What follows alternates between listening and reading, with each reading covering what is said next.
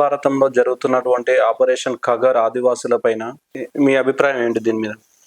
Operation ఖగర్ అనేది naxalism. ఈ నక్సలైట్లు వాళ్ళ ఆశయం కరెక్టే, కానీ అనుసరించే మార్గం తప్పు. ఆశయం కరెక్టే కానీ అనుసరించే మార్గం తప్పు. ఏంటంటే ఆశయం ఏంటంటే జమీందారులు, జాగీర్దారులు, దేశముఖులు ప్రజల్ని పీడించి మరి భూములు ఆక్రమించుకొని కవులకు ఎట్టిగొట్టాలు చేయించుకొని ఈ విధంగా చేస్తూ ఉన్నారు. కాబట్టి వాళ్ళ ద్వారా విముక్తి పొందాలంటే మన పోరాటం ద్వారానే మరి ప్రజలు మరి ఆ భూములు తీసుకొని వాటి మీద హక్కు సాధించుకోవడానికి అవకాశం ఏర్పడుతున్న ఉద్దేశంతో వాళ్ళు అడవి బాట పట్టారు.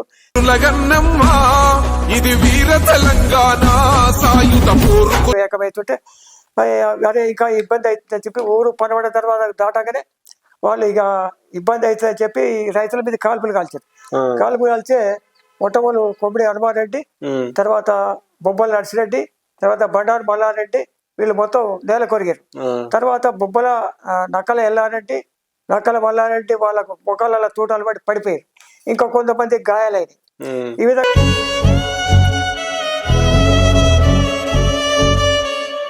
కమ్యూనిస్ట్ ప్రభావం ఉండి ఇక్కడ పోరాటం జరిగింది. గ్రామంలో కొంత డెవలప్మెంట్ కాక ఉన్నటువంటి పరిస్థితి. కమ్యూనిస్ట్ పార్టీ రావడానికి అంతకుముందు పోరాటం జరిగింది గ్రామంలో.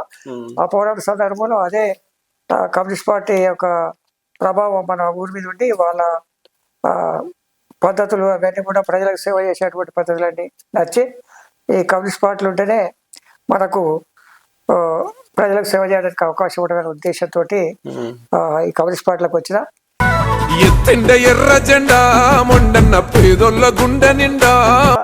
కంప్లీట్ గా విద్యా వైద్యం కంప్లీట్ గా ఫ్రీగా చేయాలి.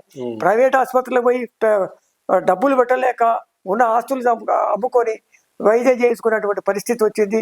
అదేవిధంగా విద్యా విషయంలో చూసినా కూడా అంతే. మా పిల్లలకు విద్య ప్రైవేట్ స్కూల్ పోతే కనీసం inter first year second year పోతే 2 లక్షలు 3 లక్షలు 4 లక్షలు డబ్బులు కట్టలేని పరిస్థితి, పేదవాడు పైకి రానటువంటి పరిస్థితి.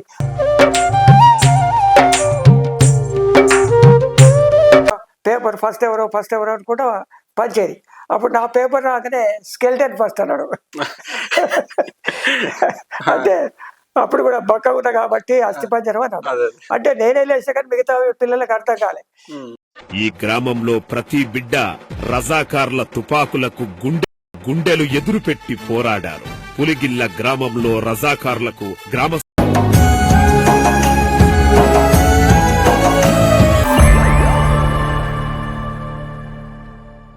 వెల్కమ్ టు కథనం న్యూస్ టీవీ. ఈరోజైతే మనం ఉమ్మడి నల్లగొండ జిల్లా పులిగొండ మండలం, ఇప్పుడు ప్రస్తుతానికి అయితే ఇది విభజన తర్వాత యాదాద్రి భువనగిరి జిల్లా పరిధిలో ఉంది. పులిగిల్ల గ్రామం ఇది కమ్యూనిస్టు పార్టీకి కంచుకోట అయినటువంటి ఒక గ్రామం. నైజాం సర్కారుకు ఎదురొడ్డి నిలిచినటువంటి ఒక పోరాటాలకు పురిటిగడ్డ. ఈ గ్రామం నుంచి అయితే ఎంతో మంది అమరులు ఉన్నారు. అలాగే జైలులో నిర్బంధించి జైలులోనే అమరత్వం పొందిన వాళ్ళు కూడా చాలా మంది ఉన్నారు.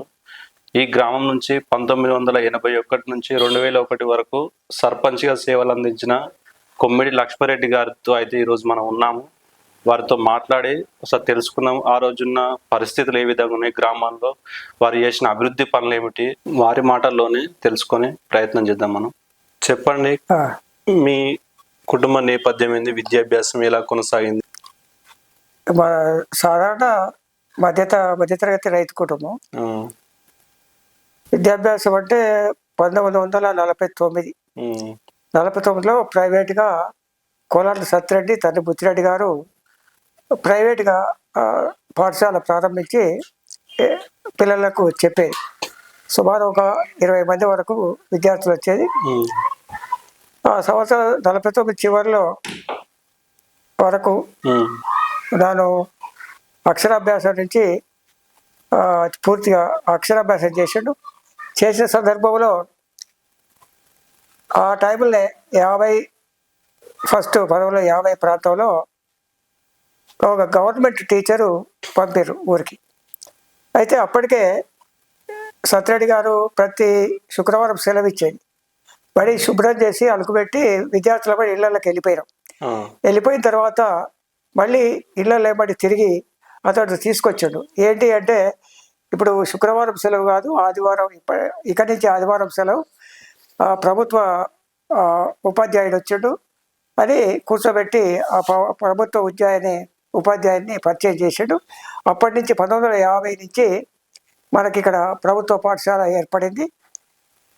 ఓకే. తర్వాత నేను ఆ ప్రభుత్వ పాఠశాల ఏర్పడిన తర్వాత 2వ తరగతి వరకు విద్యాభ్యాసం చేసిన. అసలు పాఠశాల కజ్జల నర్సయ్య అనే ఇల్లుండే, ఆ ఇంట్లో విద్యాభ్యాసం స్కూల్ పెట్టారు. అక్కడ 2వ తరగతి వరకు చదివిన. ఆ తర్వాత నన్ను పై తరగతులకు భువనగిరికి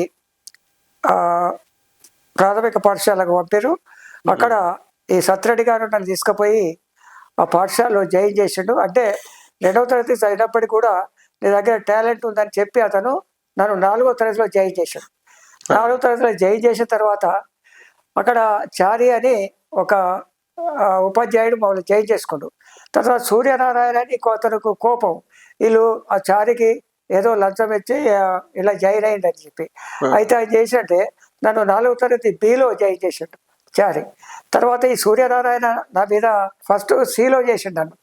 సిలో చేస్తే ఆ సూర్యనారాయణ ఉంటే క్లాస్ టీచర్, ఆయన ఏం చేసిండు నా మీద వీళ్ళు లంచం పెట్టి ఇలా జాయిన్ అయిందని చెప్పి కోపంతో నన్ను 4th బిలోకి పంపిండు. 4th బిలోకి పంపితే నా బదులు 4th బి నుంచి ఇంకొక ఆయన సి క్లాస్ తీసుకుంటాం. అయితే యాన్యువల్ ఎగ్జామ్ వచ్చేసరికి నేనేమో క్లాస్ సెకండ్ వచ్చినా నా బదులు పోయిన అబ్బాయి ఫెయిల్ అయ్యిండు ఆయన క్లాస్లో, సూర్యనారాయణ. అప్పుడు ఇక షాక్ అయ్యాడు పరిస్థితి. ఆ విధంగా 4th క్లాస్ అయిపోయిన తర్వాత ఇక 4th 6th వరకు కూడా ప్రైమరీ స్కూల్లో చదివాం. తర్వాత హై స్కూల్ సెక్షన్ వచ్చే వరకు ఇప్పుడున్న హై స్కూల్ ఉండేది, అక్కడ 6th 7th వరకు చదువుకున్నాం. అంటే 5, 6, 7 అక్కడ హై స్కూల్ అప్పుడు అక్కడికి మార్చారు. ఇక్కడ ఓన్లీ 4th వరకే ఉండేది. అయితే అక్కడ 7th ఎగ్జామ్ రాసే వరకు నాకు ఆప్షనల్ మ్యాథమెటిక్స్లో 25 మార్కులే వచ్చినాయి. వస్తే నాకేముందంటే ఆప్షనల్ 8th క్లాస్ పోయేసరికి ఆప్షనల్లో కొన్ని సబ్జెక్టులు ఉండేవి. ఏంటివి? హిస్టరీ, సంస్కృతం, మ్యాథమెటిక్స్. నాకు మ్యాథమెటిక్స్ తీసుకోవాలని కోరిక ఉండే. అయితే ఇక్కడ ఈ భువనగిరి హై స్కూల్లో మార్క్స్ దాకా వచ్చినాయి కాబట్టి మ్యాథమెటిక్స్ వద్దని వాళ్ళు అన్నారు. అదివరకే దానికి తోడు జర భువనగిరిలో ఖర్చు ఎక్కువైతుంది, నువ్వు ఆత్మకూరులో హై స్కూల్ అయింది కాబట్టి అప్పటికి నువ్వు అక్కడ పోవాలని చెప్పి మా తండ్రి గారు అక్కడ ఆత్మకూరుకు పంపిండు. అక్కడ 8th 9th 10th వరకు అక్కడ చదువుకున్నా. అది హెచ్ఎస్సి అనేది. హెచ్ఎస్సిలో అప్పుడు బాగానే ఎందుకో ఇంగ్లీష్లోనే కాస్త ఫార్వర్డ్ ఉండేది. భువనగిరిలో 7th క్లాస్లో కూడా క్రిస్టాఫర్ అని ఒక టీచరు అప్పుడు 6 నెలలకు ఒకసారి పేపర్ తీసుకొచ్చి ఇవాళ ఇంగ్లీష్లో పేపర్ ఫస్ట్ ఎవరో అనుకుంటా పంచేది. అప్పుడు నా పేపర్ రాగానే స్కెల్టన్ ఫస్ట్ అన్నాడు. అంటే అప్పుడు కూడా బక్క ఉన్నా కాబట్టి అస్థిపంజరం అన్నాడు. అంటే నేనే లేచా కానీ మిగతా పిల్లలకు అర్థం కాలే. అది పోయి పేపర్ తీసుకున్నా. అదేవిధంగా ఆత్మకూరు పోయినప్పుడు కూడా జాన్ అనే ఒక టీచర్, ఆయన కూడా క్లాస్ ఫస్ట్ తీసుకొచ్చేది. కానీ మ్యాథమెటిక్స్ కొద్దిగా మ్యాథమెటిక్స్ తీసుకున్నప్పుడు కూడా తక్కువ మార్కులు రావటం జరిగింది. హెచ్ఎస్సిలో వాస్తవం చెప్పాలంటే నల్గొండ ఎగ్జామ్ రాష్ట్రం 1960-61 మార్చిలో ఎగ్జామ్ రాష్ట్రం. ఆప్షనల్ మ్యాథమెటిక్స్ తప్పింది. ఇక తప్పినాక మళ్ళీ రీ ఎగ్జామ్ రాద్దామంటే ఇదే నాకు వీలు కాలేదు. ఎందుకంటే మా నాన్నగారు నాకు కొన్ని ఇబ్బందులు, నాకు 9th పిల్లలు చూసాడు పెళ్లి చేయాలని. 9th పిల్లలు చూసి వీళ్ళు ఇట్లా వాళ్ళు తినరు, వాళ్ళ ఇంట్లో వీళ్ళు తినరు, మనతో సంబంధం లేకుండా ఖాయం చేసుకోరు. అయితే హై స్కూల్లో ఉండగానే మా నడిపండ తోలేడు అంటే పెళ్ళి రమ్మని లూర్తే అని ఒక టీచర్ విన్నాడు, దగ్గరికి వచ్చిండు. ఏంద్రా అన్నాడు. అంటే పెళ్ళి అంది. పెళ్ళాట అని చెప్పిన. ఆయన ఒకటే నవ్వుండా, నీకు పెళ్ళేదిరా, అరే నీకు జాబ్ దొరుకుతారా, ఉద్యోగం వస్తుందా, వద్దురా పెళ్ళి అని చెప్పాడు. పాపం ఆ సంవత్సరం క్యాన్సిల్ చేసిన. మళ్ళీ 2వ సంవత్సరం మళ్ళీ 10th ఎగ్జామ్ రాయగానే, మార్చిలో ఎగ్జామ్ రాయగానే మళ్ళీ నాకు ఆయన బాధ్యత చూసుకుని కానీ మన బతుకు చూడలేదు. మన గ్రామంలో ఉన్న పాపం వెంకటేశం అని ఒక షావుకారు కూడా, నువ్వు ఆయన పెళ్లి గురించి బాధపడకు, వాడి పెళ్లి వాడు చేసుకుంటాడు కానీ నువ్వు ఆయన ఏమనకన్నా కానీ ఈయన కూడా నాకు మళ్ళీ 10th పెళ్లి చేశారు. పెళ్లి మార్చిలో ఎగ్జామ్ రాసిన, మేలో పెళ్లి చేశాడు, ఆగస్టు సెప్టెంబర్లో వేరు కాపురం పెట్టేశారు. దీంతో తిరిగి మళ్ళీ ఎగ్జామ్ రాయలేకపోయినా. ఏది హెచ్ఎస్సి తిరిగి రీ ఎగ్జామ్ రాస్తే బాగుండేది అనుకున్నా, రాయలేకపోయినా. ఆ ఉన్న వ్యవసాయం చేసుకుంటూ అట్లే ఉన్నా. అప్పుడైనా ఎగ్జామ్ రాయకున్నా జాబ్కి వెళ్ళిపోతే జాబ్ దొరికేది. ఎందుకంటే నాన్ మెట్రికులేట్ కూడా అప్పుడు 7th నుంచే ఇచ్చారు, కానీ నాన్ మెట్రికులేట్ కూడా ట్రైనింగ్ ఇచ్చి టీచర్ జాబ్ ఇచ్చారు. నేను వెళ్ళలే. అసలు ఒకనాడు పోయి అప్లికేషన్ పెడితే తెల్లారమని ఆర్డర్ తీసుకొచ్చిన పరిస్థితి ఉండే. అప్పుడు ఏమైనా జిల్లా పరిషత్ అపాయింట్మెంట్. అప్పుడు వాస్తవంగా చెప్పాలంటే మన పక్కనే గ్రామం సుక్షాల వడకంతో రామలింగ రెడ్డి గారు చైర్మన్ ఉన్నాడు. కంపల్సరీ ఉద్యోగం వచ్చేది. కానీ నేను ఉద్యోగానికి వెళ్ళకుండా ఇక వ్యవసాయం చేసుకుంటూ ఇట్లా ఉండి ఇక అప్పుడప్పుడు ఈ గ్రామం యొక్క సమస్యలు గమనిస్తుండేది. నాకు 61లో పెళ్ళి అయింది. తర్వాత 20 ఏళ్ళు వ్యవసాయం చేసుకుంటూ గ్రామ పరిస్థితులు గమనించేవాడు. అసలు ఏమీ లేవు ఊర్లే, ఒక్క ఆఫీస్ కానీ ఏది లేదు, డెవలప్మెంట్ లేదు. అప్పుడప్పుడు ఏందబ్బా ఈ ఊర్లో ఇట్లా అయింది అని చెప్పి అప్పుడప్పుడు ఆలోచించేవాడిని. వచ్చి అప్పుడు నాకంటే ముందు 4 సర్పంచులు మారినాక ఎవరే కార్యక్రమం చేయలే. అయితే అప్పుడు ఎప్పుడైతే నేను 62లో 61 తర్వాత 62లో పెళ్ళైన 62 సంవత్సరంలో తిరిగి గ్రామం మీద ఫోకస్ పెట్టా. ఏంటబ్బా ఇది ఇట్లా అని. అయితే రాత్రిపూట నైట్ పసలకాడు పిల్లగాళ్లకు, తర్వాత కొందరు బీసీ విద్యార్థులకు కొందరు పలకలు ఇచ్చి వాళ్ళకు చదువు చెప్పడం మొదలుపెట్టా రాత్రి. అదే కంచాల నర్సయ్య ఇట్లా. అయితే అప్పుడు నామినేటెడ్ సర్పంచ్ కొరడం మల్లారెడ్డి, సభ్యులుగా అది వేముల ముత్తయ్య, వేముల పొద్దటూరు రాజయ్య, పైళ్ళ రాజిరెడ్డి, తర్వాత నక్కల రాజిరెడ్డి, పోతే గజ్జి మల్లయ్య అని బుగ్గ మల్లయ్య, తర్వాత గోలిగూడ కొడుకు నర్సిరెడ్డి, తర్వాత కొమ్మిడి సత్తిరెడ్డి. 61లో మ్యారేజ్ అయిపోయింది. మరి రాజకీయాలకు మీకు పరిచయం ఏంది? రాజకీయాలకు రావడానికి కారణాలు ఏంది? ఈ భారత కమ్యూనిస్ట్ పార్టీ మార్క్సిస్ట్ మీకు ఉన్న సంబంధాలు ఏంటి? అయితే నేను 62లో ఊరి మీద ఉండి ఆ పిల్లలకు నైట్ స్కూల్ ఒకటి ఓపెన్ చేసిన. అప్పుడు వాడు సర్పంచ్, నామినేట్ సర్పంచ్ మల్లారెడ్డి బూతులు తిడితే అది బంద్ చేసిన. అయితే అంతపూర్వం ఏమని ఈ కమ్యూనిస్ట్ పార్టీలకు రావడానికి కారణం ఏంటంటే మన గ్రామం మొట్టమొదలు కమ్యూనిస్ట్ ప్రభావం ఉండి ఇక్కడ పోరాటం జరిగింది. గ్రామంలో కొంత డెవలప్మెంట్ కాక ఉన్నటువంటి పరిస్థితి, కమ్యూనిస్ట్ పార్టీ రావడానికి అంతకుముందు పోరాటం జరిగింది గ్రామంలో.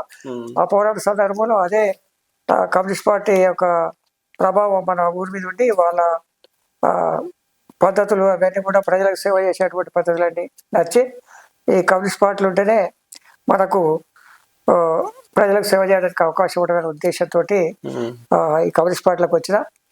అయితే అంతపూర్వం ఏంటంటే కమ్యూనిస్టులు దొంగలు అది ఇది అని వాళ్ళు ప్రచారం చేసేది. ఎవరికి దొంగలే అంటే పెట్టుబడిదారు ఎవడైతే ప్రజల్ని మోసం చేసి పటేవారి వ్యవస్థ ప్రజలు ఇబ్బంది పెడుతుండో వాళ్లకు వాళ్ళ ఆస్తులు కొలగొనడానికి ప్రయత్నం చేసినటువంటి పరిస్థితి ఉండడం వల్ల వాళ్ళ పేరు పెట్టారు. ప్రజలకు సేవ చేయడానికి ఆ పెట్టుబడిదారులను వ్యతిరేకించే వాళ్ళు కాబట్టి నిజంగా వాస్తవంగా ప్రజలను బాధల నుంచి ఈ పటేవారి యొక్క దోపిడీ వ్యవస్థ నుంచి వీళ్ళను విముక్తి చేయడానికి కమ్యూనిస్ట్ పార్టీ సరైన విధానము పద్ధతి అని చెప్పి ఈ కమ్యూనిస్ట్ పార్టీ వైపు ఆకర్షించబడ్డా. తర్వాత 81లో పూర్తిగా మరి కమ్యూనిస్ట్ పార్టీకి సభ్యునిగా వెళ్ళిపోవడానికి కారణం ఏంటంటే 81లో సర్పంచ్ అయిన తర్వాత రావణపేట పార్టీ డివిజన్ కమిటీ ఉండేది. కన్నాల రంగారెడ్డి గారి యొక్క కార్యదర్శి రావణపేట డివిజన్ కమిటీకి. ఆయన యొక్క ప్రోద్బలంతో ఈ ప్రాంతం అంతా మరి కమ్యూనిస్ట్ పార్టీలో చాలా వరకు చేరింది. నేను కూడా కమ్యూనిస్ట్ పార్టీలో క్రియాశీలక సభ్యత్వం తీసుకొని 81 నుండి నేను కమ్యూనిస్ట్ పార్టీలో చేరి డివిజన్ కమిటీలో ఉండి ప్రచారం చేయటం కానీ ఈ విధానాలు అనుసరించడం కానీ గ్రామాలలో తిరిగేవాడిని. ఆ విధంగా కమ్యూనిస్ట్ పార్టీ యొక్క సిద్ధాంతం నచ్చి వెళ్ళా. 81కి ముందు తెలంగాణ సాయుధ రైతాంగ పోరాటం జరిగింది కదా ఉమ్మడి నల్గొండలో విష్ణు రామచంద్ర రెడ్డి హయాంలో. ఈ గ్రామం పైన ఏమన్నా జరిగిన దాడులు? అయితే ఏమైందంటే ఈ పట్వారి గుమస్తా చేసేది ఏ జాగిర్ దగ్గర. తర్వాత ఆయన దగ్గర పట్వారి అసలు ఆయనకు గుమస్తా రంగయ్య ఉండే, సాధారణ రంగయ్య ఉంటుంటే అతను ఏం చేసేదంటే ఈ జాగీర్దారు ఎప్పుడు ఎట్టి కొట్టాలు చేసుకుంటా మొత్తం ప్రజల్ని ఇబ్బంది పెట్టుకుంటూ ఇక ఆఖరికి చివరికి అక్కడ పోరాటం జరుగుతుంది. అక్కడ స్వాతంత్ర పోరాటం జరుగుతుంది. తర్వాత తెలంగాణ కమ్యూనిస్టులతోటి ఈ రైతాంగ పోరాటం జరుగుతుంది.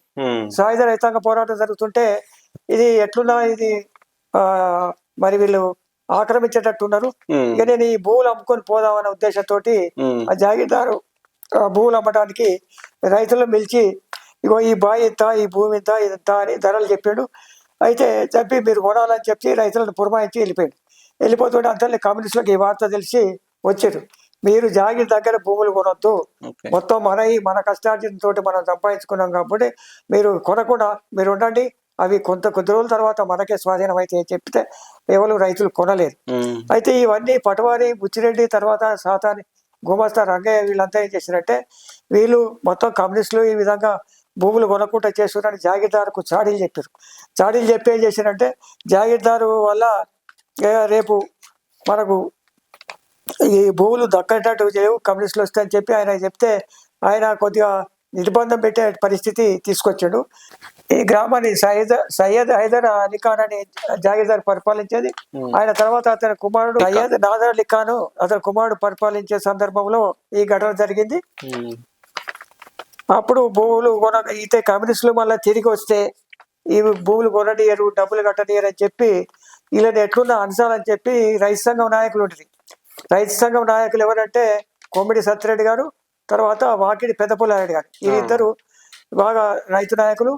ఒక దగ్గర బావి దగ్గర సమావేశం చేసి మీరు భూములు కొనవద్దు, చేయొద్దు, ఈ జాగీర్దార్ ఇట్లా చేస్తున్నాడు.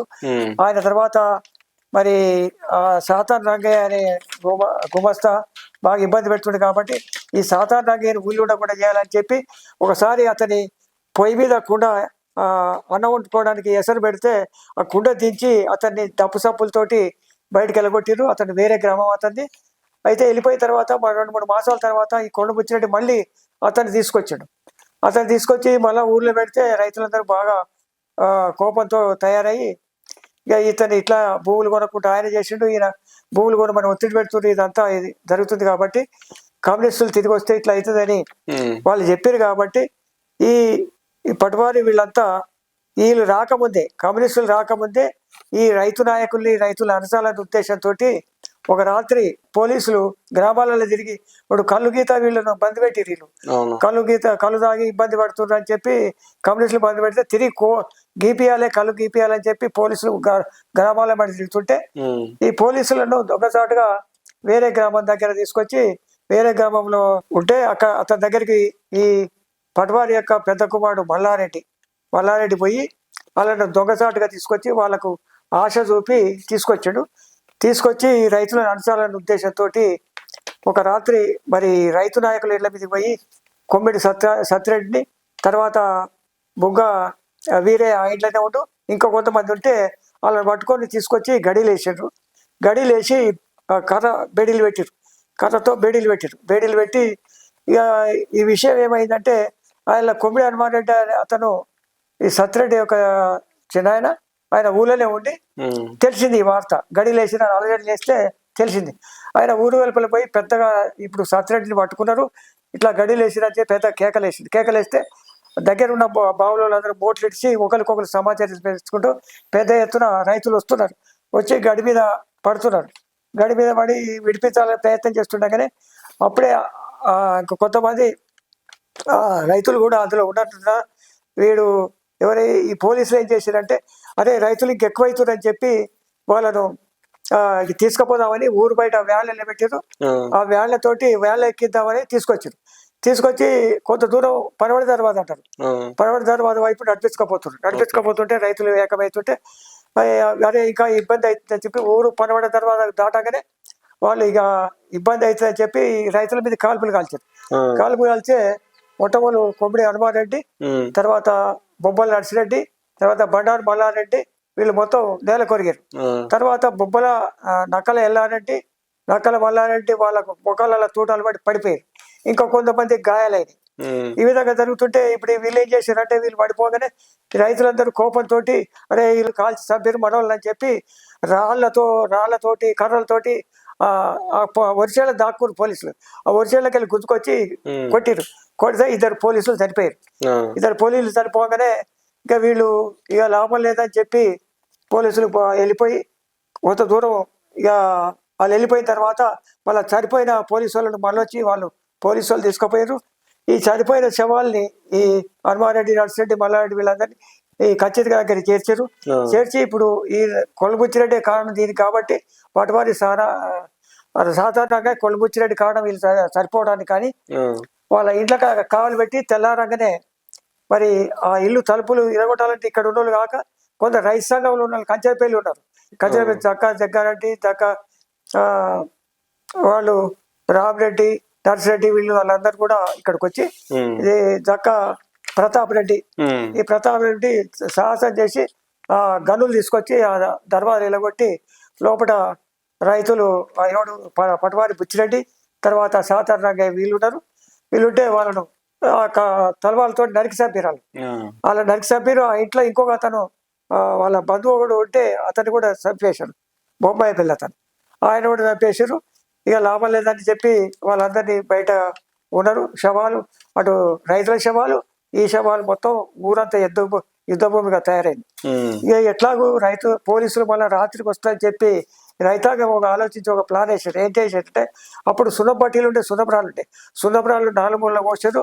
సుమారు ఒక 200 వర్షాలు కోపించి వర్షాలు తయారు చేసుకొని ఆ పోలీసులు రాత్రికి వస్తే వాళ్ళని ఊళ్ళకి రానివద్దని చెప్పి నివారించాలని చెప్పి వర్షాలను తీసుకున్నారు. అన్నట్టే రాత్రి 2 గంటల సమయంలో పోలీసులు వచ్చారు, వేళ్లతో వచ్చారు. వేళ్ళు వేస్తే ఈ రైతులు మొత్తం వర్షాలను బాగా రువ్వారు. చుట్టుముట్టు ఆ పోలీసుల మీద రువ్వితే కొంతసేపటి తర్వాత వాళ్ళు క్రమంగా తప్పించుకొని ఊర్లోకి జొరబడినారు. పోలీసులు జొరబడి దొరికినట్ల వేళ్లలు వేసుకున్నారు. ఈ రైతు నాయకులు కోమినేని సత్యరెడ్డి తర్వాత వాకిటి పెద్ద పుల్లారెడ్డి గారు వీళ్ళు తప్పించుకున్నారు. మిగతా దొరికిన కొంతమంది రైతాంగాన్ని వేళ్లలు వేసిండ్రు. తర్వాత కొంతకాలానికి మళ్ళా పటవారి కొడుకు పెద్ద మల్లారెడ్డి తిరిగి గ్రామంలో తిరిగి ఆ పోలీసులకు చూపిస్తే వాళ్ళందరినీ రైతులు పట్టుకొని జైల్లో సుమారు ఒక 50 మందిని జైల్లో వేసారు. దొరికినట్టు జైల్లో వేసి 18 నెలల కాలం వాళ్ళని జైలు ఉంచారు. జైలు ఉంచిన తర్వాత అప్పుడు యూనియన్ గవర్నమెంట్ వచ్చే సందర్భంలో వీళ్ళను వదిలిపెట్టారు. వదిలిపెడితే వాడు ఊళ్ళలోకి వచ్చారు. అయినను కూడా కొందరు ఏం చేసిందంటే కమ్యూనిస్టులు ఏం చేసారు, కొందరేమో లొంగిపోదామని లేదు. ఇక ఊళ్ళకు మళ్ళీ జమీందారు, జాగీర్దారులు, దేశముఖులు మళ్ళీ వస్తారు. ఊళ్ళలోకి వచ్చి మళ్ళీ ప్రజల్ని పీడిస్తారు కాబట్టి ఇప్పుడే లొంగిపోవద్దు. వాళ్ళందరినీ లొంగ తీసుకున్న తర్వాత లొంగిపోవాలని ఒక వర్గం అట్లే పోలీసు సాయుధ పోరాటాన్ని అట్లే విరమించకుండా పోరాటం చేయడానికి ఉన్నారు. అయితే అప్పుడు ఏం చేశారంటే కమ్యూనిస్టులు అప్పటికే నైజాంకు చెమటలు పట్టాయి. ఈ కమ్యూనిస్టుల పోరాటంతో అలసిపోయిండు. ఈ తెలంగాణ రైతాంగ పోరాటంతో అప్పటికు నైజాం రాజు అలసిపోయిండు. అంతలే ఈ సర్దార్ వల్లభాయ్ పటేల్ వచ్చిన తర్వాత 3 రోజులనే మరి ఉస్మాన్ అలీ ఖాన్ లొంగిపోయిందంటే అంతా అలకగా లొంగిపోయాడు. ఎందుకంటే అప్పటికే అలసిపోయాడు కాబట్టి, కమ్యూనిస్టుల పోరాటం తట్టుకోలేక అలసిపోయాడు కాబట్టి ఆ 3 రోజులనే అతను లొంగిపోయాడు. ఎప్పుడు ఈ సంవత్సరం ఇది 1948 సెప్టెంబర్ 14 వచ్చిన 3 రోజులలో లొంగిపోయారు. అంటే అప్పటికే అలసిపోయాడు కాబట్టి తొందరగా లొంగిపోయారు. అయితే ఈ లోపల కమ్యూనిస్టులు లొంగిపోకుండా ఉండి ఇంకా జాగీర్దారులు, జమీందారులు, దేశముఖులు మళ్ళీ ఊర్లలోకి వచ్చి అరాచకాలు చేస్తారనే ఉద్దేశంతో వీళ్ళు లొంగిపోకుండా ఒక వర్గం లొంగిపోకుంటుంటే వీళ్ళను పట్టుకోవడానికి ఈ కమ్యూనిస్టుల మీద మళ్ళా నిర్బంధం పెట్టి క్యాంపులు పెట్టి గ్రామాలలో పెట్టి వీళ్ళను ఇబ్బందులు పెట్టి కొందరిని చాలా మంది సుమారు ఒక 4,000 మందిని కమ్యూనిస్టులను చంపారు. అందులో మన గ్రామంలో బాగా ఇబ్బందులు పెట్టి అప్పుడప్పుడు రైతుల్ని కొడతా ఉంటుంది. అందులో ముఖ్యంగా ఈ కొమ్మిడి సత్యరెడ్డి గారి చిన్న కుమారుడు రామస్వామి రెడ్డిని 3 సార్లు బలంగా ఒకసారి కంచెనపల్లి తీసుకుపోయి అర్ధగా సంధ అనమాట. అతని సందులో ముందుకు తగిలి ఒక పోలీస్ అటు మన చెండాడు ఫుట్బాల్ అనుకున్నట్టు అటు ఇటు తనగానే ఇటు తనగానే అటు పట్టి ఇబ్బందులలో గురి చేసినట్టు. అంతలే పై ఆఫీసర్ వచ్చిందని చెప్పి వదిలిపెట్టి లేకుండా ఇలా చనిపోయేవాడే. ఆ విధంగా అట్లయింది. మళ్ళీ గ్రామంలో మొత్తం రైతులందరినీ పిలిచి గడిలో తోలేరు. గడిలో తల్లి ఒక్కొక్కరిని 5-6 దెబ్బలు కొట్టుకుంటా మీరు చెప్పండి అని చెప్పి ఆ సత్యరెడ్డి జాడ చెప్పండి, పుల్లారెడ్డి జాడ చెప్పండి, కొట్టుకుంటా ఎలగొడుతురు. అయితే ఈ సత్యరెడ్డి బావి పక్కనే ఒక బొడ్డు సాయిలని ఒక ఎస్సీ అతను ఉన్నాడు. ఆయన భయానికి 2 దెబ్బలు వేయగానే భయానికి ఏం చేసినట్టే, అయ్యా నాకు ఎరకలేదాకా వాళ్ళ తమ్ముడు ఉన్నాడు ఆయనకి ఎరకన్నాడు. అనే వరకు ఇక అట్లా ఏమంటే రామస్వామి రెడ్డిని పట్టుకొని బయట నుంచి పెద్ద పెద్ద ఎదుటికర్రలు తీసుకుపోయి పొల్లు కొట్టి బాగా స్పృహ పెట్టేట్టు కొట్టి వదిలిపెట్టారు. ఇక ఆయన పడిపోయేటుంటే పోయి పట్టుకొచ్చినాం మేము. ఇక మా ఆయన రామస్వామి వెనకాల ఉన్న రైతులందరూ కూడా వెళ్ళిపోయారు. ఇక వాళ్ళకి దెబ్బలు తప్పినాయి. ఈ విధంగా ఒకసారి గ్రామం మీద దాడి చేసి ఆ విధంగా కొట్టారు. అదే మళ్ళీ 3వసారి మళ్ళీ ఒక రాత్రిపూట బావి దగ్గర రామస్వామి రెడ్డి కొట్టిరు విపరీతంగా. అదే విధంగా పెద్ద పిల్లారెడ్డి జైలులో 8 మాసాలు ఉండి ఆయన ఊర్లోకి వచ్చేసాడు. ఊర్లోకి వచ్చి రహస్యంగా ఉంటుంటే ఆయన మెల్లగా ఆయన వెతికి పట్టారు. ఎవడో ఒక సమాచారం ఇవ్వడం వల్ల ఎతికి పట్టి అతన్ని కొట్టి చిత్రహింసలు పెట్టి ఇక్కడనే మన చింతల వద్ద కొట్టి ఆయన ప్రాణం పోయేలాగా కొట్టి అతన్ని చంపారు. తీరా 6 గంటల సమయాల ఇంట్లోకి తీసుకపోతే కొనజీ ఉంది. పాపం ఏడ పట్టుకున్నా అసలు పట్టుకొని ఇస్తలేని పరిస్థితి. అప్పటికే ఆయన పొద్దుగొడుస్తూ చనిపోయాడు వాకిటి పెద్ద పుల్లారెడ్డి. ఈ విధంగా మొత్తం గ్రామం అంతా మరి అటు ఇక చనిపోయిన తర్వాత అదేమైందంటే ఇక్కడ క్యాంపులు ఉండేనా, పోలీస్ క్యాంపులు? కంచెరపల్లి క్యాంప్ ఉండే ఈ దగ్గరలోనే పులిగిల గ్రామం క్యాంపే పక్కనే ఒక 5 కిలోమీటర్ల దూరంలో ఒక క్యాంప్ ఉండే. ఆ క్యాంప్ వచ్చి ఎప్పుడు తరచు గ్రామంలో సోది చేసేది, ప్రజల్ని అప్పుడప్పుడు బెదిరించి దొరికిన వాళ్ళని కొట్టుకుంటా వేధించేవాళ్ళు. ఈ విధంగా జరుగుతున్న సందర్భంలో ఇక ఈ యూనియన్ పోలీస్ ఎప్పుడైతే గ్రామంలో యుద్ధం జరిగి అందరు జైళ్ళలోకి పోయినరో, సుమారు 43 మంది జైళ్ళలోకి పోయారు. 43 మంది జైలుపోతే అలా జైళ్ళలో ఒక 3 చచ్చిపోయారు. ఏది పర్వతం గొల్ల బొందయ్య, తర్వాత పైల వీరారెడ్డి, తర్వాత నక్కల బుజ్జిరెడ్డి ఆ జైళ్ళలోనే చచ్చిపోయారు. వాళ్ళు జైల్లోనే చచ్చిపోయారు. ఇక మిగతా వాళ్ళు కొంతమంది వచ్చి ఇక ఇబ్బందులు పడుకుంటా ఉన్నటువంటి పరిస్థితి ఉండే. ఎట్లా వాళ్ళని మళ్ళీ కుటుంబాలకు అప్పగించలే. ఒకళ్ళు 2 మాత్రం అక్కడనే దాన సంస్కారాలు చేసి కొందరిని. ఒక పాపం పర్వతం గొల్లపోతే ఒక బాయుడును పెడితే కొడుకు పోయి అక్కడ దాన సంస్కారాలు తీసుకొచ్చే పరిస్థితి లేక ఆ బావిలో నెట్టేసి వచ్చాడు కొడుకే స్వయంగా, ఈ బాలర్సే. అటువంటి పరిస్థితి చాలా ఘోరంగా చచ్చిపోయినటువంటి పరిస్థితి అక్కడ. ఈ విధంగా మరి పోరాటం తర్వాత గ్రామంలో ఇవన్నీ జరిగిన తర్వాత ఈ ప్రభావం మీ పైన బలంగా పడింది. ఈ ప్రభావం ఇది ఇవన్నీ చాలా ప్రభావంగా నా మీద పడింది. తర్వాత ఇక వీళ్ళు చనిపోయిన తర్వాత ఏమైతే గ్రామంలో ఎవరు లేరు కాబట్టి ముస్తాలపల్లి చోటమే వచ్చాడు రజాకార్ ముస్తాలపల్లి చోటమే ప్రాంతంలో హడలు ఉండేది. అతడు ఒక రోజు వచ్చి ఊరు పక్కల మాలోబాయి కాడ ఒక ఆయన వల్ల వెళ్ళాయని కుమ్ము కప్పుకొని కూర్చున్నాడు. అరే వీడే కూర్చోరా ఎక్కడ పోకురా అని ఆయన వచ్చాడు. అయితే వాళ్ళు వ్యాన్ తీసుకొని ఇక్కడ ఊరు చివరి నుంచి ఈ చివరి నుంచి పడమటి దర్వాజా నుంచి తూర్పు దర్వాజా నుంచి పడమటి దర్వాజా దాకా పరిగెత్తారు. పోయి వ్యాన్ పోయి మళ్ళీ వచ్చారు. మళ్ళీ వస్తుంటే ఈయన భయపడి వెళ్ళిపోతాడు. వెళ్ళిపోయి కొంత దూరం పోగానే అతను నువ్వు కూర్చోమంటే పోతున్నావు అని చెప్పి అతను కాల్చి చంపి వెళ్ళిపోయిన ఆ రోజు. తర్వాత కొంతకాలానికి వీళ్ళు మిగతా రైతులందరూ జైళ్ళలో ఉన్నారు, గ్రామంలో ఎవరు లేరని చెప్పి ఉన్న వాళ్ళని బెదిరించారు. మీ గ్రామాన్ని కాల్చేస్తాం లేకుంటే మర్యాదగా మీరు మాకు ధాన్యం పంపాలి, ఒడ్లు పంపాలి అని చెప్పి వాళ్ళు బెదిరిస్తే రైతులు కమిటీ వేసుకొని ఉన్న వాళ్ళు 2 బండ్ల మీద ధాన్యం పంపారు. వాళ్ళు పంపితే ఈ విషయం కమ్యూనిస్టులో తెలిసింది. ఎవరండి మిమ్మల్ని ధాన్యం పంపమన్నది, ఎప్పుడు ధాన్యం పంపొద్దు మీరు, మేము ఉన్నాం మీకు అండగా అని చెప్పి వాళ్ళు ధాన్యం పంపనీయాలి. ఇక ఇంకా వసూలు చేయనీయాలి, మళ్ళీ పంపనీయాలి. అట్లా కమ్యూనిస్టులు ఆపేశారు.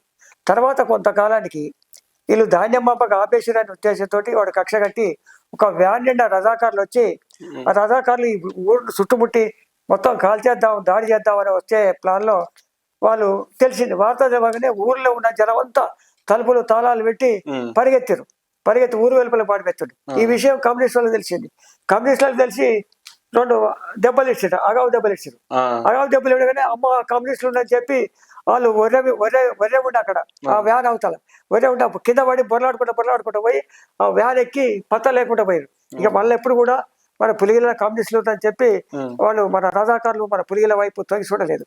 ఆ ఊర్లో జనం అంతా వెళ్ళిపోతుంటే నేను కూడా చిన్నగా ఉన్నా, అప్పుడు ఒక 5-6 సంవత్సరాలు నేను కూడా రావు చెరువు కట్టమికెళ్ళి గుట్టెక్కా.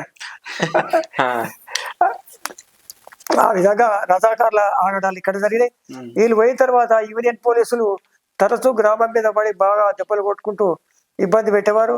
తర్వాత వాళ్ళు కొంతమంది స్త్రీలను కూడా చేర్చాడు. సుమారు 9 మంది స్త్రీలను, అటు ఎస్సీ వాడు ఒక ఓసీ మహిళలను కూడా కొట్టి చేర్చారు. సామూహిక అత్యాచారం చేసి ఇబ్బందులు పెట్టారు. వాళ్ళు కూడా చాలా బాధలు పడి ఉన్నటువంటి పరిస్థితి. యూనియన్ పోలీస్ తోటి కూడా ఈ గ్రామం ఇబ్బందులు పడింది. తర్వాత ఇవన్నీ అయిపోయిన తర్వాత ఆ ప్రభావం నా మీద పడి నేను కమ్యూనిస్ట్లో పార్టీలో సభ్యత్వం తీసుకొని 81 నుంచి డివిజన్ రావణపేట డివిజన్ కమిటీలో ఉన్నా.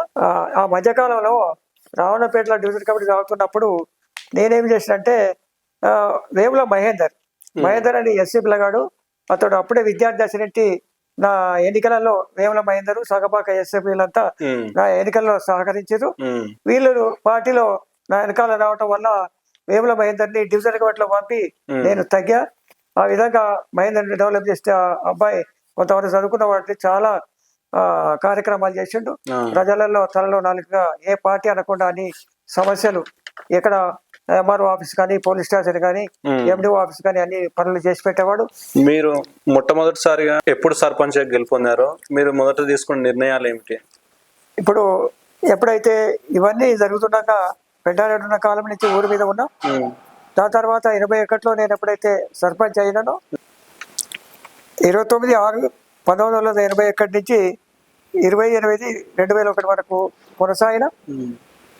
అయితే నా ఆలోచన ఒకటే, అసలు ఈ ప్రజలు బాధలు తొలగటం కానీ లేక తర్వాత ఈ తెలివి తెలుసుకోవడానికి ముఖ్యంగా 2 కావాలన్న ఉద్దేశం వల్ల విద్య, వైద్యం ఈ 2 ఉంటేనే ప్రజలకు మేలు జరుగుతుందని చెప్పి విద్య మీద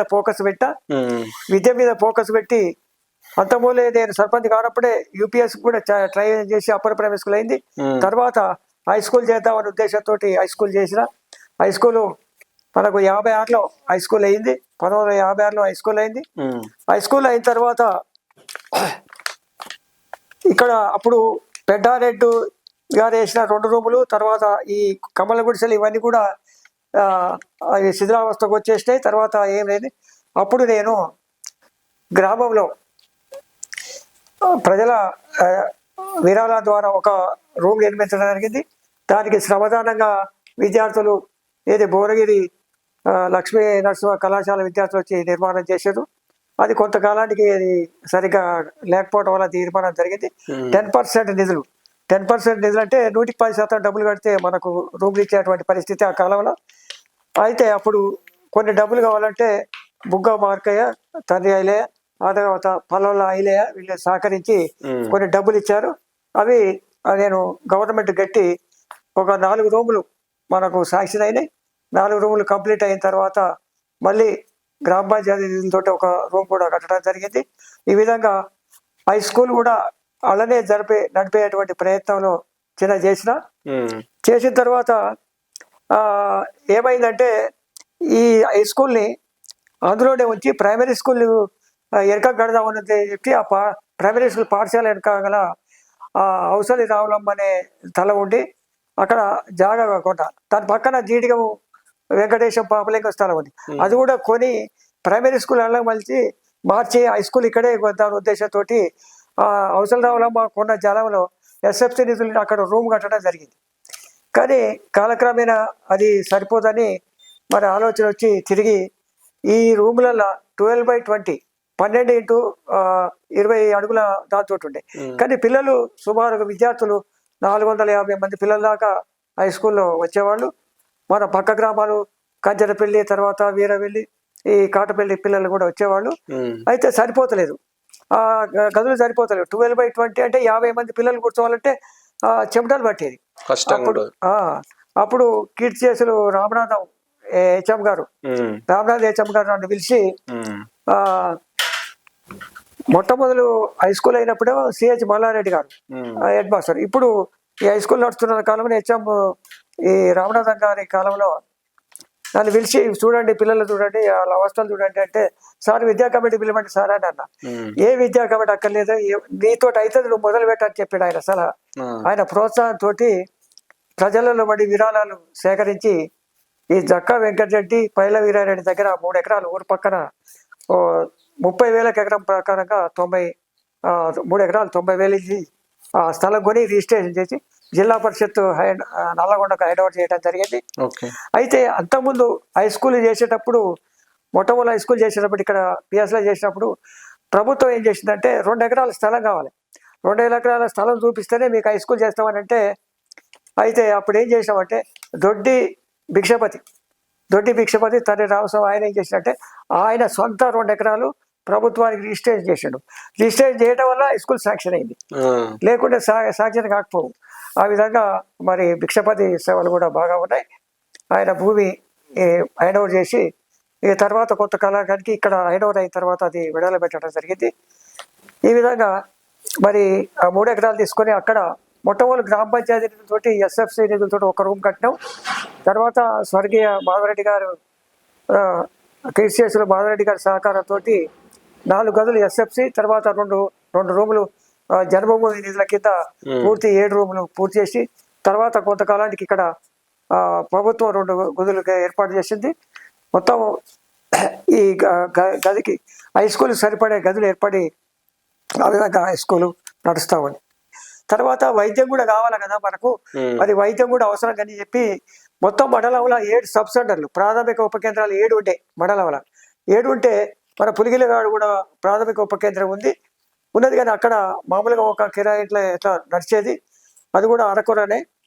అయితే ఇప్పుడు నేనేం చేసినంటే మనం ఎటువంటి ప్రాథమిక ఉప కేంద్రం కట్టాలనే ఉద్దేశంతో ప్రభుత్వం నుంచి మంజూరు తీసుకొని, మరి స్థలం లేదు, అప్పుడు స్థలం లేకుంటే ఏం చేయాలి, మరి అప్పుడు స్థలాలన్నీ అన్యాక్రాంతం అయిపోయినాయి. ఇక ఇప్పుడు ఆలేటి రామస్వామి అని ఒక అతను ఆ ఇల్లు శిథిలావస్థలో ఉంటే అతను నాకు అమ్మిడు 1,200 రూపాయలకు.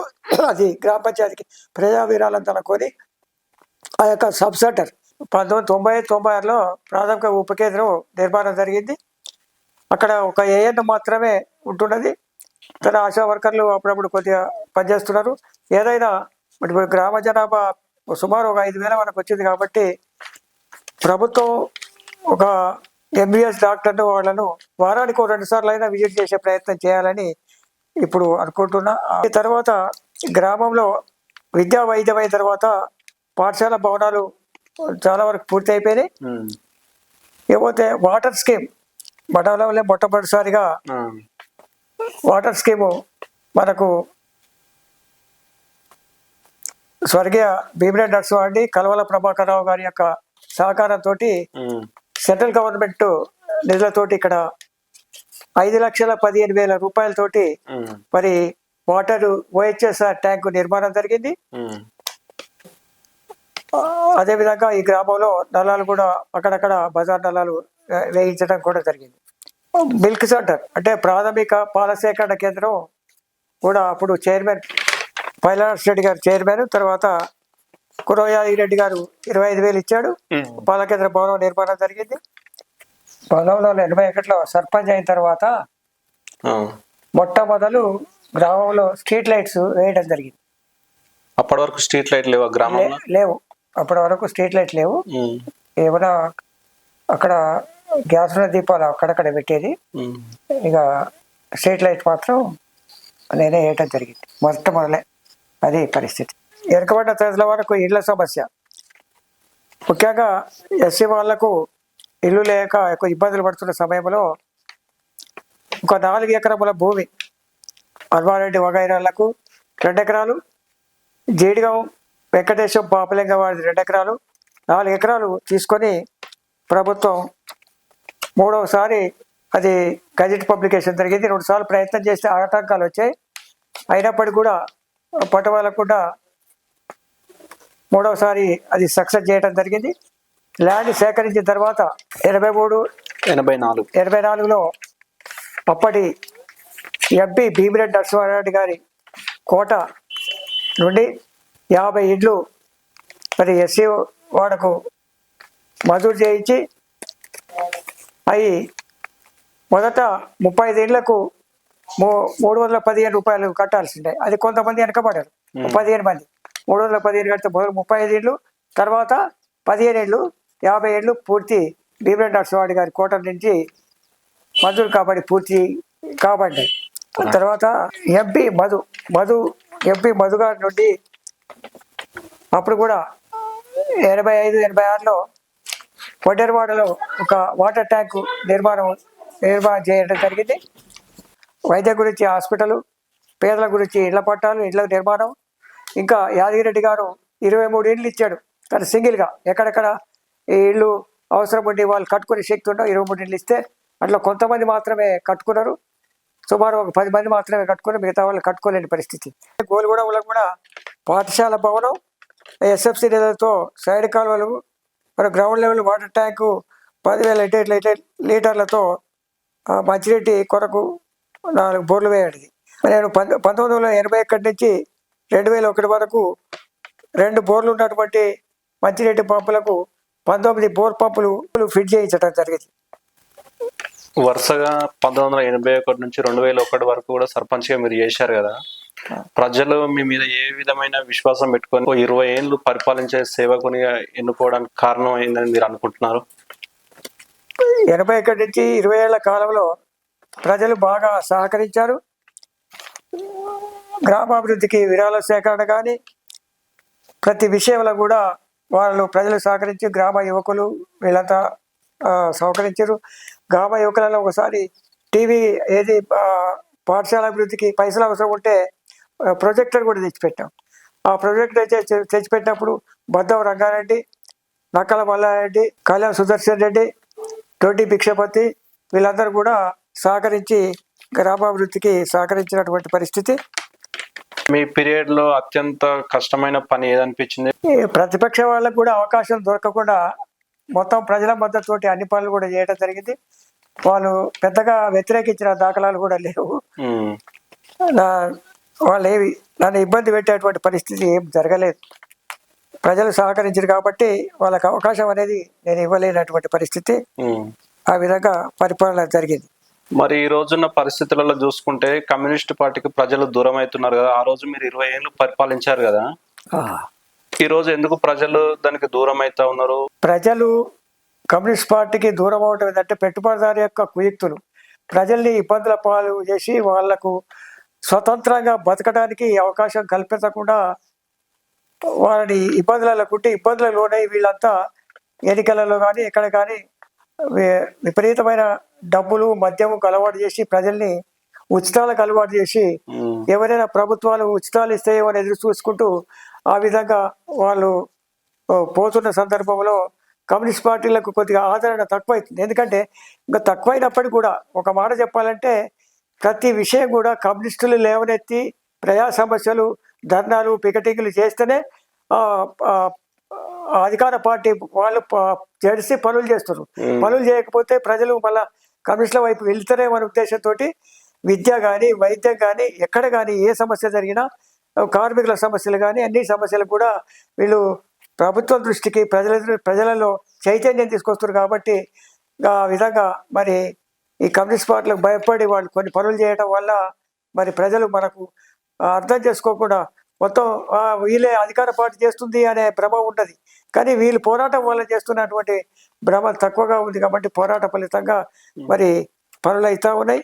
అది ప్రజలు గమనించకుండా వాళ్ళు ఇచ్చే ఉచితాలకు, వాళ్ళు ఇచ్చే ప్రలోభాలకు లొంగి నాకు ఇల్లు కావాలి, బర్రె కావాలి, గొర్రె కావాలి, లేకుంటే నాకు పెన్షన్ కావాలి, ఇలాంటివన్నీ వాళ్ళు చెప్పడం వల్ల ప్రజలు కమ్యూనిస్ట్ పార్టీ దూరం అవుతున్నారు.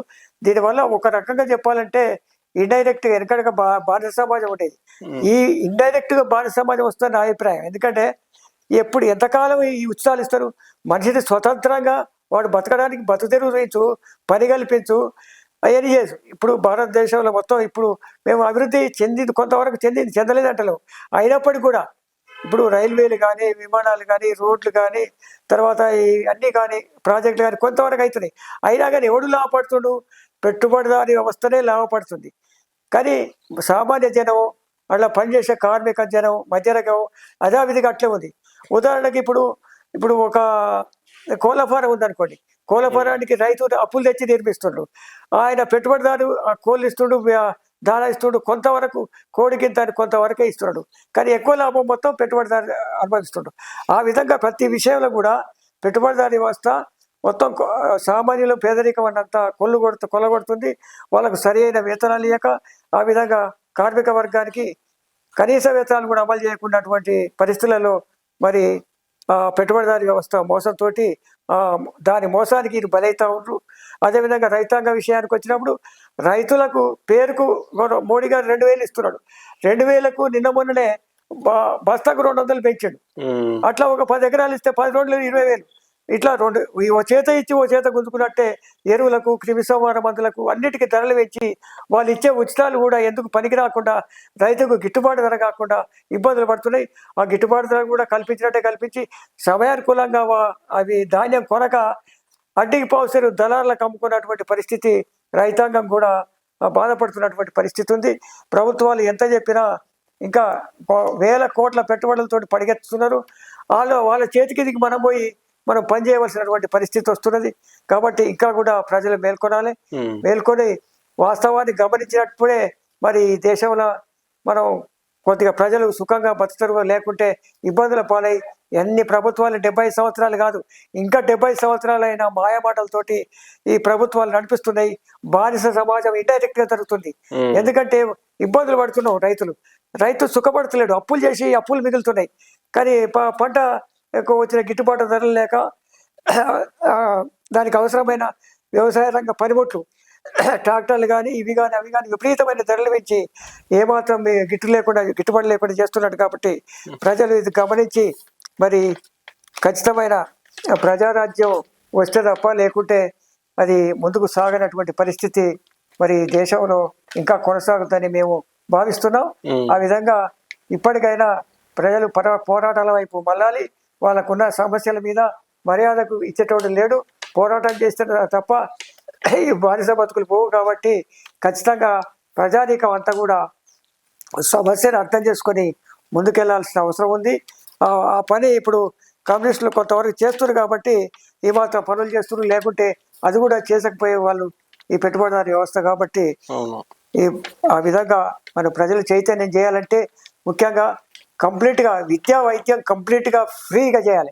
ప్రైవేట్ ఆసుపత్రులకు పోయి డబ్బులు పెట్టలేక ఉన్న ఆస్తులు అమ్ముకొని వైద్యం చేసుకున్నటువంటి పరిస్థితి వచ్చింది. అదేవిధంగా విద్యా విషయంలో చూసినా కూడా అంతే.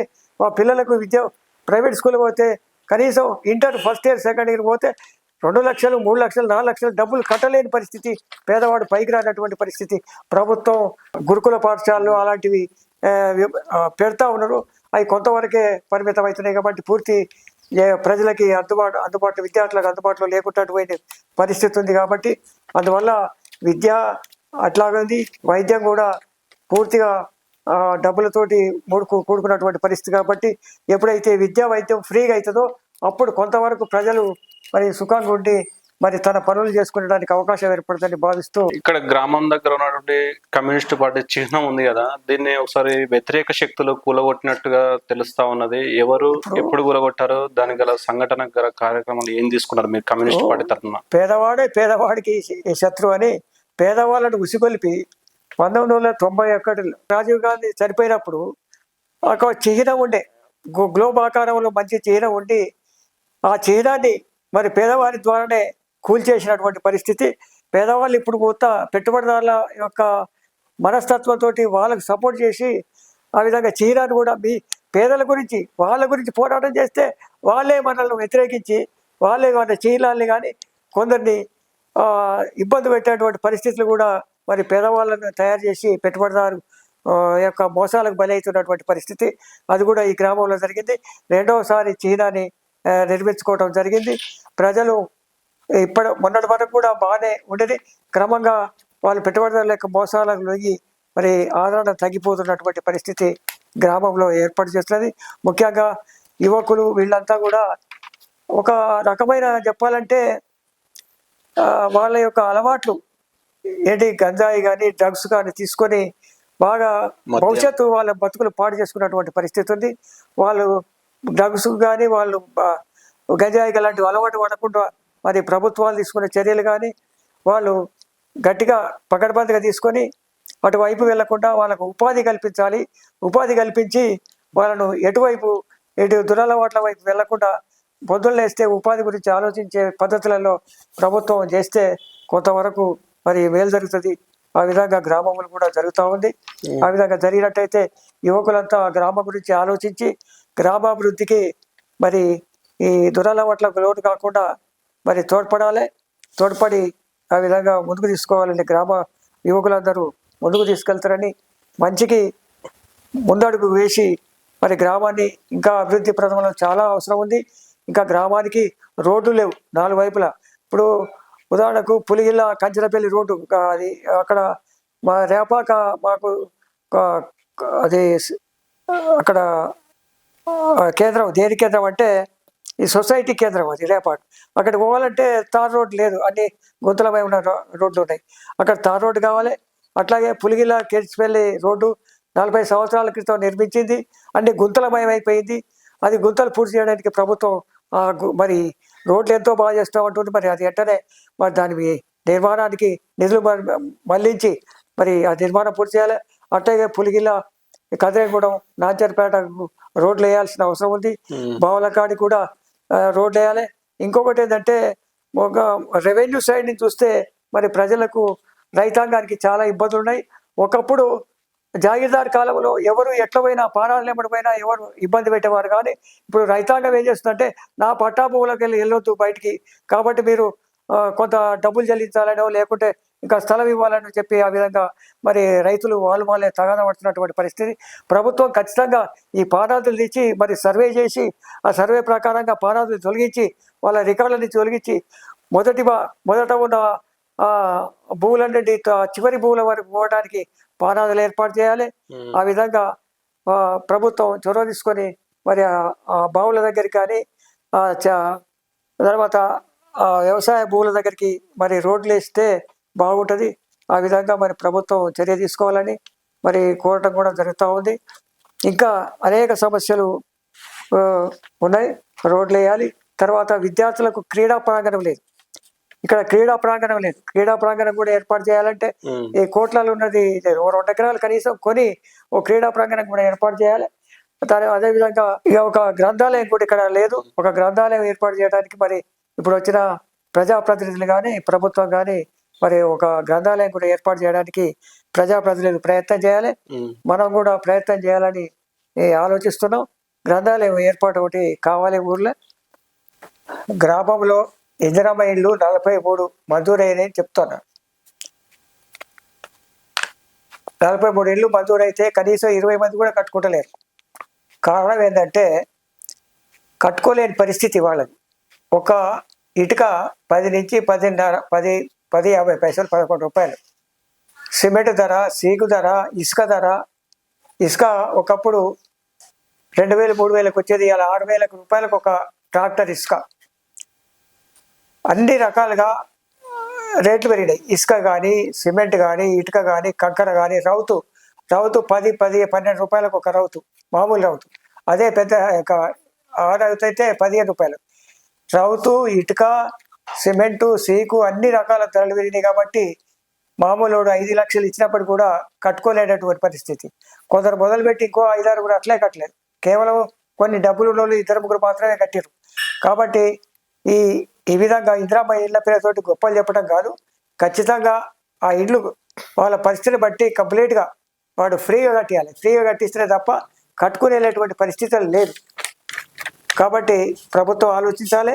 ఇందిరమ్మ ఇళ్ళు చాలామంది కట్టుకునేటువంటి పరిస్థితి లేదు.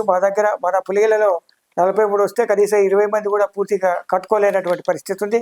కారణం ఏంటంటే వాళ్ళ యొక్క ఆర్థిక పరిస్థితి చాలా బలహీనంగా ఉండటం వల్ల వాళ్ళు కట్టుకోలేనటువంటి ఇల్లు, ఒకవైపు ఇల్లు లేదు, కట్టుకుందామంటే డబ్బు లేనటువంటి పరిస్థితి.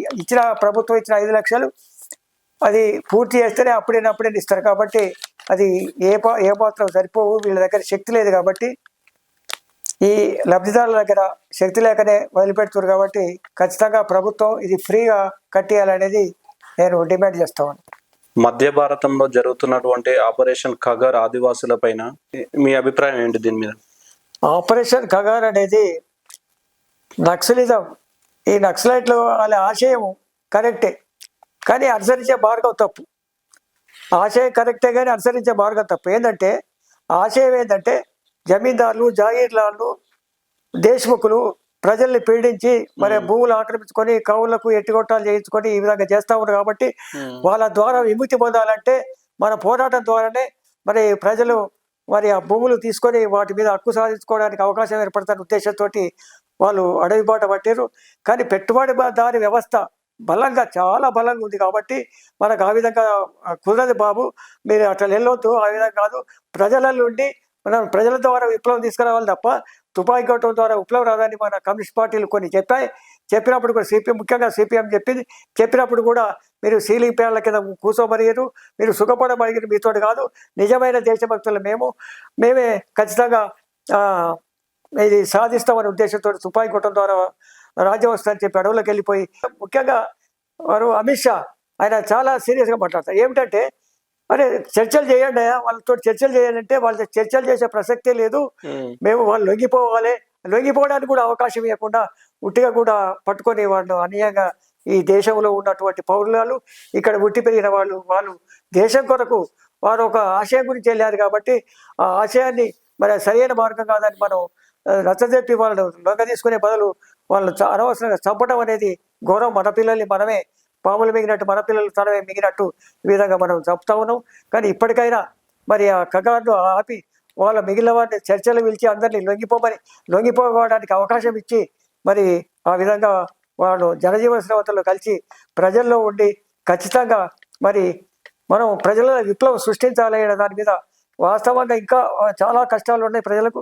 అవి చేయాలంటే వామపక్షాలు ఏకం కావాలి, అందరూ ఏకం కావాలి, ఏకమై మనం వాళ్ళకు పోరాటం చేస్తేనే ఈ దేశం కొంత సుఖంగా ఉండటానికి ప్రజలు కొద్దిగా దౌర్జన్యాలకు దోపిడీకి గురి కాకుండా ఉంటారని ఆశిస్తూ చివరిగా పులిగిల ప్రజలకు ఏం చెప్పాలనుకుంటున్నారు? ఇప్పుడున్న నేటి సమాజంలో రాజకీయ సామాజిక చైతన్యంగా లేరు కదా, మరి ఏ విధంగా చైతన్యం కావాలంటున్నారు? ప్రజాస్వామ్యబద్ధంగా పోరాటాలు నిర్వహించాలంటున్నారు కదా, ఈ ప్రజాస్వామ్యబద్ధంగా పోరాటాలు నిర్వహించాలంటే ప్రశ్నించే గొంతులను నిర్బంధిస్తున్నారు, దీనిపైన మీ అభిప్రాయం ఏంది? అది నిజమే. ఇప్పుడు ప్రశ్నించే గొంతుకులను అరచడానికి ప్రయత్నాలు జరుగుతున్నాయి. ఎందుకంటే ఉదాహరణకు ఒక మాట అన్నాడు ఎవరు, అమిత్ షా, ఏమని ఆపరేషన్ కగారు అయిపోయిన తర్వాత అర్బన్ నక్సలైట్లు ఎవరు, మన బండి సంజయ్ అంటాడు అర్బన్ నక్సలైట్లు ఎవరే? ఈ దేశంలో ఉండి ప్రశ్నించేవాడు అర్బన్ నక్సలైట్లు. ఆ విధంగా చట్టం తీసుకొచ్చి వీళ్ళందరూ జైళ్ళలో చూసే ప్రయత్నం జరుగుతా ఉంది. ఇది చాలా దుర్మార్గం. ఈ అర్బన్ నక్సలైట్ అనే మాట తప్పది. ఎవడు ప్రశ్నిస్తాడో వాడే అర్బన్ నక్సలైట్, అది కుదరదు. ఆ విధంగా ప్రజలు చైతన్యం కావాలి. ముఖ్యంగా మా గ్రామంలో యువకులు చైతన్యవంతమై ఈ గ్రామాన్ని అభివృద్ధి పథంలో నడవాలి. ఇప్పుడు వచ్చే ఎవరైనా ప్రజాప్రతినిధులు ప్రజలందరినీ కలుపుకొని ఈ గ్రామ అభివృద్ధికి మరి అందరితో సహకరించి ముందుకెళ్ళాలని, ఈ గ్రామం అభివృద్ధి చెందాలంటే యువతరం మేల్కొని ముఖ్యంగా యువకులు వాళ్ళు ఆలోచించి మంచి కార్యక్రమాలు తీసుకొని మరి గ్రామంలో చేసుకుంటూ గ్రామాభివృద్ధికి తోడ్పడాలని నేను ఆశిస్తున్నాను. విన్నారు కదా, పంచాయతీ బిల్డింగ్ నిర్మాణం, జిల్లా పరిషత్ హై స్కూల్ నిర్మాణం, వాటర్ స్కీమ్ తీసుకురావడం, మండలంలో మొదటిసారిగా వాటర్ స్కీమ్ తీసుకురావడం అయితే ఈ పులిగిల గ్రామం జరిగింది. మొట్టమొదట స్ట్రీట్ లైట్స్, అదే విధంగా పాల సేకరణ కేంద్రాన్ని, పంచాయతీ బిల్డింగ్ కూడా నిర్మాణం చేశారు. ఈ విధంగా అనేక రకాల అభివృద్ధికి చిరునామా మన కొమ్మిడి లక్ష్మారెడ్డి గారు. అయితే ఈ విధంగానే ఇక ముందు కూడా ప్రజలందరూ పార్టీలకు అతీతంగా కలిసి రావాలి, గ్రంథాలయం నిర్మాణం చేసుకోవాలి, యువత కూడా సామాజిక రాజకీయ అవగాహన కలిగి ఉండాలి అంటున్నారు. గ్రామంలో క్రీడా ప్రాంగణాన్ని కూడా ఏర్పాటు చేయాలని అంటున్నారు. ఈ రకంగా అయితే అభివృద్ధి వైపు అడుగులు వేయాలని అంటున్నారు. రాజకీయ పార్టీలు ముఖ్యంగా అతీతంగా తారతమ్య భేదాలు లేకుండా కలిసి రావాలని అయితే కోరుతున్నారు. మరో వారం ఇంకో గెస్ట్తో మీ ముందుకు